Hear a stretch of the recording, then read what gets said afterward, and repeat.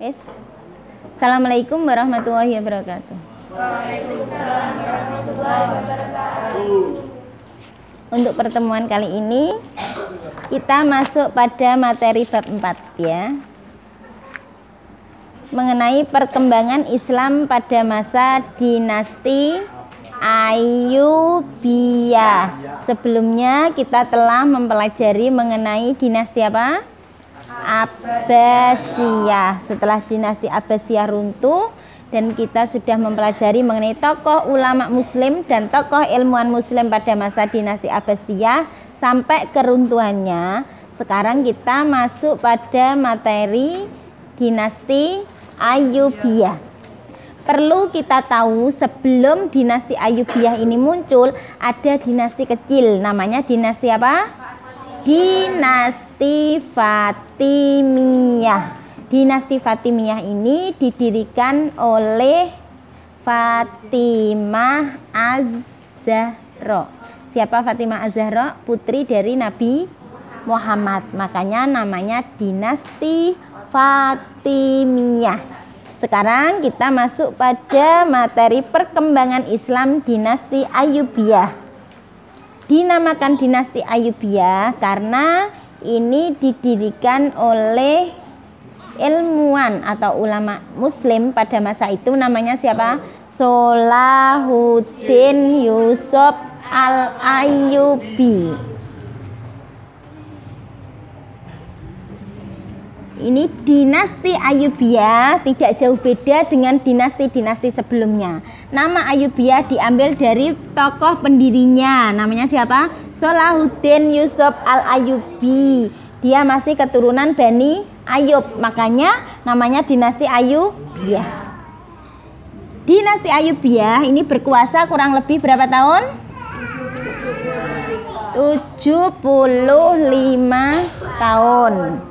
Yang pertama yang akan kita bahas yaitu apa? Pengertian dinasti Ayyubiyah. Seperti yang sudah saya jelaskan tadi, dinamakan dinasti Ayyubiyah karena didirikan oleh siapa? Salahuddin Yusuf Al-Ayyubi. Untuk biografi mengenai lebih jelasnya mengenai Salahuddin Yusuf Al-Ayyubi, beliau berasal dari suku apa? Kurdi. Ayahnya namanya Najmuddin bin Ayyub bin Sadi. Beliau lahir di daerah mana? Azerbaijan. Pamannya bernama siapa? Asaduddin Sirkuh. Pada waktu ini dinasti Ayyubiyah ini berkuasa. Dia berkuasa di daerah mana? Mesir. Dinasti Ayyubiyah ini berkuasa di daerah Mesir. Pada waktu itu Mesir dipimpin oleh seorang gubernur. Namanya siapa? Nuruddin Zanki. Pada waktu dipimpin oleh Nuruddin Zanki, pada waktu ini Salahuddin Yusuf Al-Ayyubi masih berusia sangat muda. Setelah Khalifah Al-Adid wafat pada tahun 1171, Salahuddin Yusuf Al-Ayyubi akhirnya berkuasa penuh untuk menjalankan peran keagamaan dan politik. Dan Salahuddin memproklamirkan dirinya sebagai Sultan Mesir dengan nama apa? Al-Malik An-Nasir As-Sultan Salahuddin Yusuf. Sebelum dia berkuasa di Mesir telah berdiri namanya dinasti apa tadi? Fatimiyah yang bermadhab Syiah. Kalau dinasti Ayyubiyah ini madhabnya namanya madhab Sunni. Kalau dinasti Fatimiyah madhabnya madhab Syiah. Nama Salahuddin ini mendukung dinasti Abbasiyah karena sama-sama bermadhab Sunni. Kalau Abbasiyah bermadhab Sunni, Fatimiyah bermadhab Syiah. Dinasti Ayyubiyah mulai berkuasa hingga 75 tahun karena dianggap berhasil dalam menjalankan pemerintahannya Khalifah Al-Mustadi akhirnya memberikan gelar pada Salahuddin Yusuf Al-Ayyubi. Diberi gelar apa? Al-Mu'izz li Amirul Mukminin, karena Salahuddin termasuk pemimpin yang sangat berjasa dalam apa? Memimpin umat Islam selama berapa tahun? 75 tahun. Ini dinasti Ayyubiyah. Latar belakang yang kedua kita pelajari latar belakang berdirinya dinasti Ayyubiyah. Keberhasilan Salahuddin Yusuf Al-Ayyubi sebagai tentara ini mulai terlihat ketika dia mendampingi pamannya. Siapa pamannya tadi? Asaduddin Sirkuh.